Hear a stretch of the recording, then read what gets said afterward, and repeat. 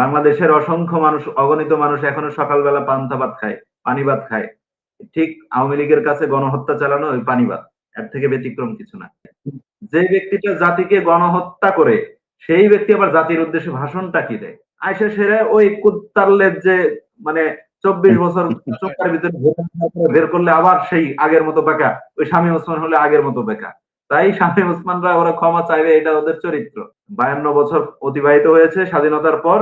আওয়ামী লীগ অনেকবার অনেক ধরনের রূপ ধারণ করছে। আপনি আওয়ামী লীগের ভবিষ্যৎ কি দেখছেন? এই যে স্থাপনা ধ্বংস করে কি আওয়ামী লীগকে এই দেশ থেকে একেবারে চিরতরে মুছে ফেলা যাবে? প্রক্রিয়াটা কি হওয়া উচিত বলে আওয়ামী লীগের এই যে বিগত দিনের কার্যক্রম এখনো রক্ত শুকায়নি, এখনো হাজার হাজার লোক বিছানায় কাতরাচ্ছে, চোখ হারিয়েছে, অঙ্গহানি হয়েছে। যেই অন্যায় করেছে আওয়ামী লীগ বিগত সময়ে, বিশেষ 17 বছরে যা করেছে এবং বিগত জুলাই আগস্টে যেই গণহত্যা করেছে, এরপরেও এই দেশের মানুষের কি আওয়ামী লীগের প্রতি সিম্পিতি থাকা উচিত, বা আওয়ামী লীগের রাজনীতি করার কোনো অধিকার আছে? আওয়ামী লীগের ভবিষ্যৎ আপনি কি দেখছেন? আমি আগেই যে সোহেল ভাইয়ের একটা কথা আমি সংশোধন করে দিচ্ছি, বড় ভাইয়ের, যে আওয়ামী লীগ যে শেখ হাসিনা বক্তব্য দিয়েছে তার পরিপ্রেক্ষিতে হয়েছে। শেখ হাসিনা বক্তব্য দেওয়ার পরিপ্রেক্ষিতে যদি হতো, তাহলে প্রত্যেকটা আওয়ামী লীগকে ঘর থেকে টেনে হিচড়ে বের করে পিটিয়ে গণহত্যা হতো। কিন্তু শেখ হাসিনার বক্তব্যের ঘোষণা হবে, মানে শেখ হাসিনা বক্তব্য দিবে, তার পরিপ্রেক্ষিতে ধানমন্ডি 32 এবং ওবায়দুল কাদের সহ শীর্ষ সন্ত্রাসীদের বাড়িঘর ভাঙা হয়েছে। যদি বক্তব্যের পরিপ্রেক্ষিতে হইতো তাহলে আরো অনেক কিছু হতো। এটা হলো একটা অপশন বলছি। তাই আওয়ামী লীগ কি এখনো আমরা সেফ দিচ্ছি, সত্য কথা যেটা আর কি, যে তারা ফিরে আসুক, তারা ভালো হোক। তবে যারা খুনি তাদের শাস্তি হোক।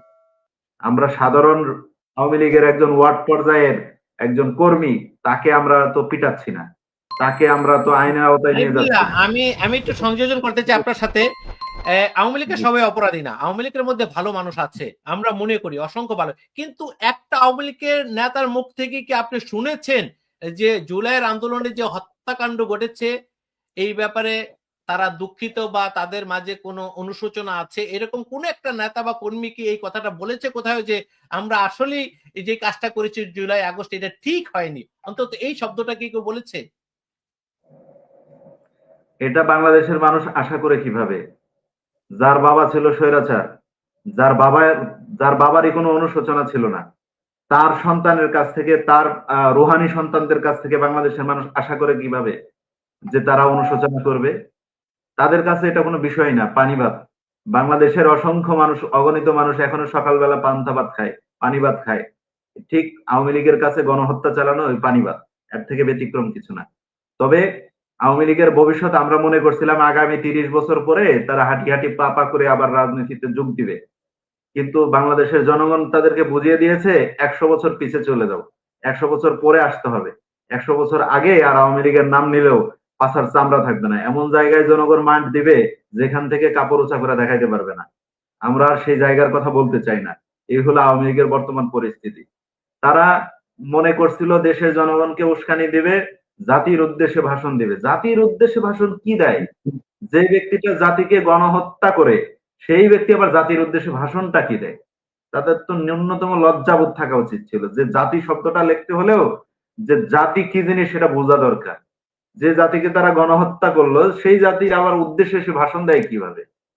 এই ন্যূনতম লজ্জাবোধ যাদের নাই, তারা আবার রাজনীতি করে কিভাবে? আজকে দেখলাম শামীম ওসমান নাকি সে ক্ষমা চাইতে চায়। শামীম ওসমানের এটা চরিত্র। শামীম ওসমান যতবারই ওই চিপায় পড়ে ততবারই ক্ষমা চাওয়ার জন্য প্রস্তুতি নেয়। কিন্তু ক্ষমা চায়া যখন আবার হাতে পায়ে ধরে জনগণের কাছে আসে, আইসা সেরে ওই কুত্তার লেজ যে, মানে 24 বছর চোখের ভিতরে বের করলে আবার সেই আগের মতো বেকা। ওই শামীম ওসমান হলে আগের মতো বেকা। তাই শামীম ওসমানরা ওরা ক্ষমা চাইবে, এটা ওদের চরিত্র। এই চরিত্র থেকে ওরা কোনোদিন পরিবর্তন হতে পারবে না। ওই 24 বছর চুঙ্গার ভিতরে রাখার পরেও আগের মতো যেই সেই। লোহা পিটালে যেরকম লোহার ভিতরে আওয়াজ হয়, যেই সেই যেই সেই, ওই শামীম ওসমান হইলো যেই সেই। আওয়ামী লীগের চরিত্র হলো যেই সেই, কোনো পরিবর্তন হবে না। তাই বাংলাদেশের মানুষ এদেরকে চায় না। আওয়ামী লীগ এখন আর একটা নতুন ফন্দি বের করছে, যে শেখ মুজিবকে তারা নেতা মানবে না। মানবে কাকে? মাওলানা ভাসানীকে। এটাও তাদের আরেক নতুন মানে পাতা ফাঁদ। তাদেরকে নেতা মেনে মাওলানা ভাসানীকে নেতা মেনে তারা আবার রাজনীতি করবে। সেই সুযোগ দিলেও দেশের জনগণ ভুল করবে। আমরা মনে করি দেশের জনগণ সেই বোকা না। বাংলাদেশের জনগণ খুব চালাক এবং মেধাবী। তাদের এই কনসার্ন তারা বুঝতে পারে, উপলব্ধি করতে পারে। আওয়ামী লীগ যখন তখন তারা তাদের ঘোর মানে খোলস পাল্টাবে, পাল্টায় এসে আবার তারা পূর্বের চরিত্রে ফেরত যাবে, এটা বাংলাদেশের মানুষ হারে হারে টের পেয়েছে। 52 বছর অতিবাহিত হয়েছে স্বাধীনতার পর, আওয়ামী লীগ অনেকবার অনেক ধরনের রূপ ধারণ করছে। তো বিভিন্ন রূপ ধারণ করে এসে তাদের যে ওই কালনাগিনীর মতো সবল দেওয়ার চরিত্র, সেটা এখনো আছে, এটা কোনোদিন পাল্টাবে না। আওয়ামী লীগ মানেই হলো কালনাগিনী, ওইভাবেই তারা সবল দেবে। তো আওয়ামী লীগের ভবিষ্যৎ বলতে কিছু নাই। আওয়ামী লীগ এখন ওই যে রুট লেভেলের যে কিছু সাধারণ যে কর্মী আছে, তাদেরকে শেষ মানে পিটানি খাওয়ানোর জন্য, জনগণের হাতে গণধুলাই খাওয়ানোর জন্য একটি পরিকল্পনার ছক আঁকছে।